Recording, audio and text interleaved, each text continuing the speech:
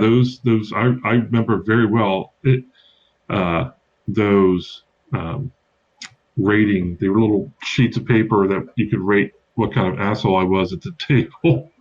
I'm sorry, I don't know if we're supposed to cuss, but talking a lot about, or kind of responding to what Claudia said, a lot of the GM as entertainer, I realized I had developed a lot of bad habits as a convention GM and a convention runner. Not necessarily like if I were running a smaller game, an indie game, not necessarily, but running the larger industry games, you always, or in my head, you always want them to walk away with a good experience, which would translate into nobody dying horribly at the table. Right. And at a convention, I mean, people pay to be at the convention, right? They pay for the slot they signed up for. Adding social media actually exacerbates all of this, because then they can tweet from right there at the table, about I'm playing with this jerk. Right. So they're kind of held hostage to that. Yeah. And at the time, they also paid for RPGA memberships. Right. So if they were going to an RPGA convention, which they were customers already. Right. They were customers. Right. Yes, exactly. They're customers. It's a great way to put it. Yeah. So here's the thought that I'm having at the moment is that, again, let me start over. I don't want to get too distracted into the notion of commerce as the root of all evil. That's not quite where I'm aiming. But I am talking about the concept of transitive entertainment, right? I think you're absolutely right to focus on that. And that, Sean, I think what I'm want to pull out from what you're saying is how easy it is to get into that mode. And in many ways, especially if one is kind of a gentle person and a mentoring kind of person. And I wish Manu were here, because I really want to talk to him about this. If you're a gentle person and a mentoring person, it's just seems so right and so nice to make sure that this scene comes out so entertainingly. Right? So, and maybe if you're going to throw the twist, that you just do it so masterfully. You do the reversal and it's so masterful. Let me give you my example just from last week. So in our Undiscovered game, there is a war chief, not the chief of the tribe, but a war chief, a lesser chief, and who has responsibilities, who was interested in having a certain thing done. And our player characters found themselves, thrust upon this task. And for whatever reason, after completing the task, amazingly, for whatever reason, they decided not to take the bounty back to this war chief, but to go running off to go give it to the same person that the war chief was going to give it to anyway. For whatever reason, the players knew this, or maybe didn't understand it or something, but to them this was a big deal. We're not going to give this to that guy. We'll go and give it to her. And I'm thinking, that's kind of funny. She's the person that he's going to give it to anyway. But okay, if you want to go racing across the wilderness through, fire, fury, complications, whatever, go right ahead. But it also seemed important to me to know that this particular war chief would indeed, sooner or later, be sending out scouts to go and follow up on this little mission-y area into deeply terrifying territory where no scouts are really going to fully go. Later they learned only one guy, dared go peek at that spot. And so, the team traveled quickly and through some difficult areas, and so it took a little while before I started having the scouts show up.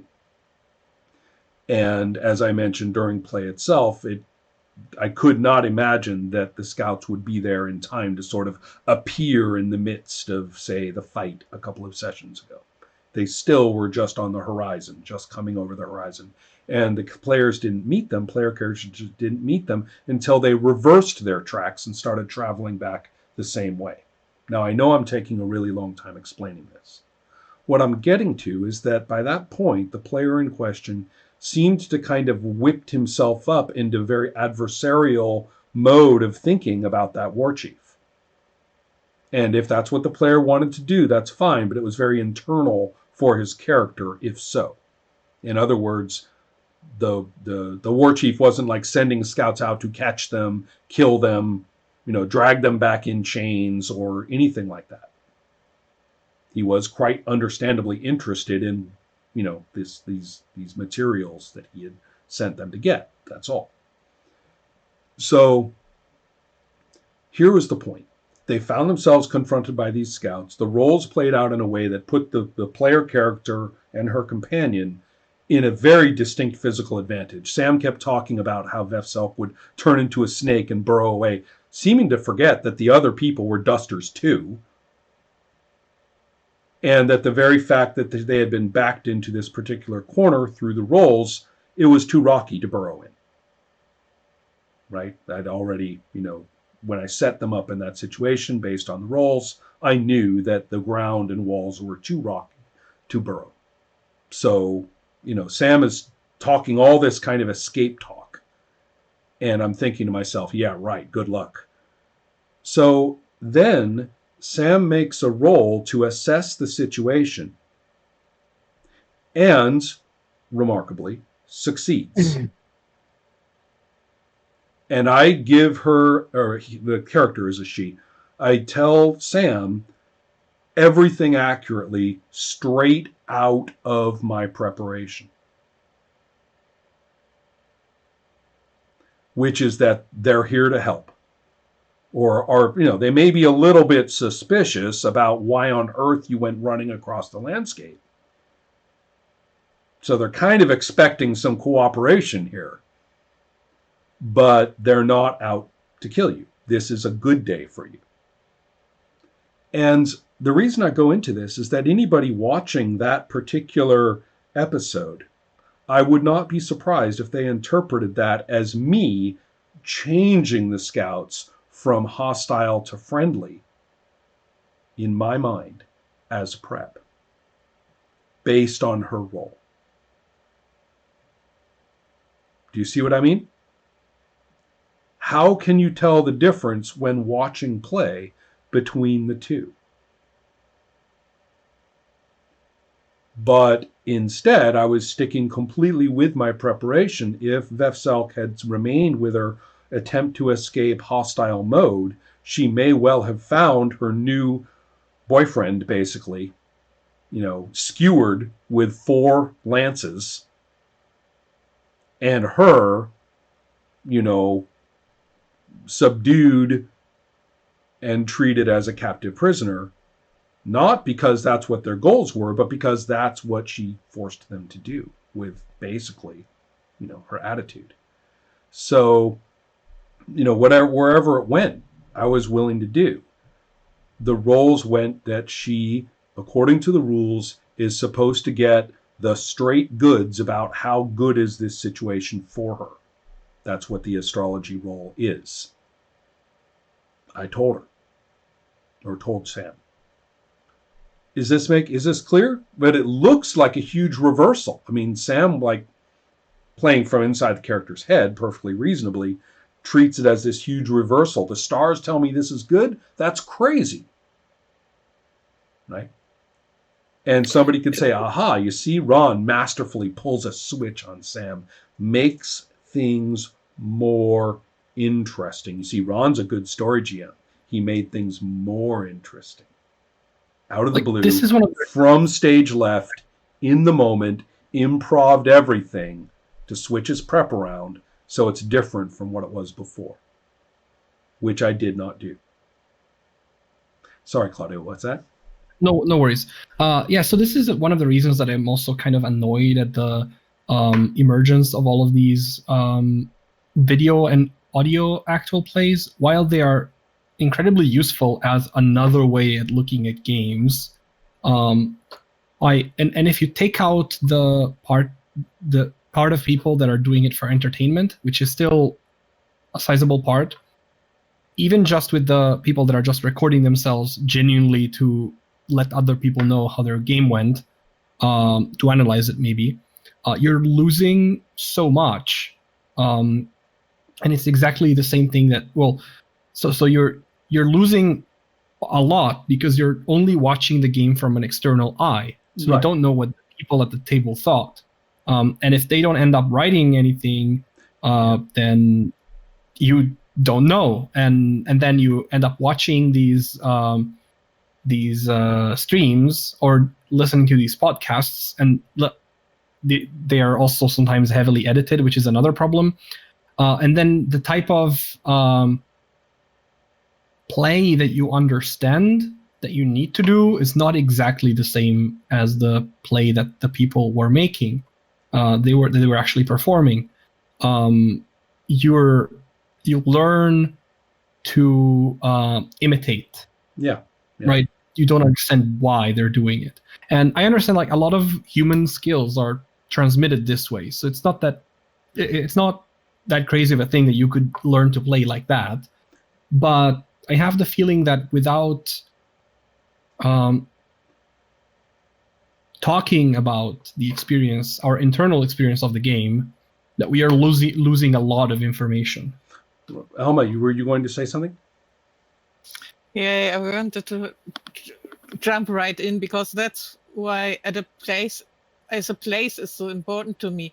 I can not only watch, I can ask, is that what happened? And I get an answer, no, it isn't. Even if you play and you put out a video afterwards, what you are thinking, and you write on the side, if nobody's asking, you're probably answering something that never was a question. Right. You can't anticipate that. There has to be a dialogue. Yeah. Asked. And that's why, for me, it's not only the site, it's the combination of the site, of playing myself, of being able to communicate with people, of being able to be really, really dumb and dense and ask and get an answer and make a huge jump forward to the next step. Well, I think that's critically important, and that's one reason why I want to talk about things I have learned, because as anybody who's engaged in real teaching knows, you learn your material a lot better, and then you learn there are things that should have been your material that you didn't know, right, after all. And anybody who's been involved in really active teaching can talk about these experiences.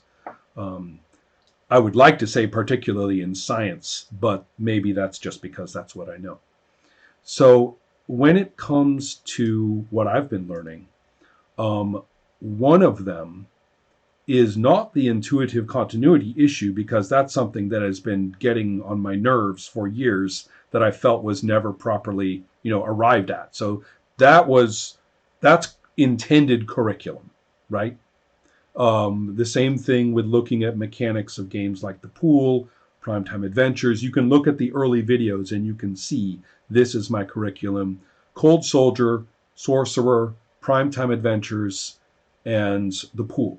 Those were going to be my instruments for specifically handling specific things, situations. Readiness, not control.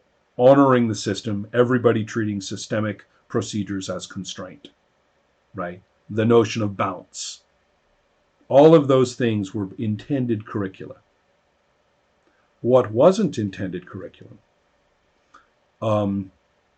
specifically falls into what resolution means.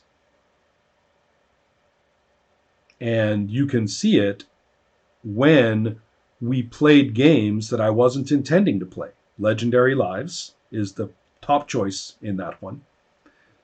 And also, somewhat more self-aware about this, failure in Champions because of the designing I was doing. And what this meant was I had to say, these are not roles to succeed. These are about roles for failure.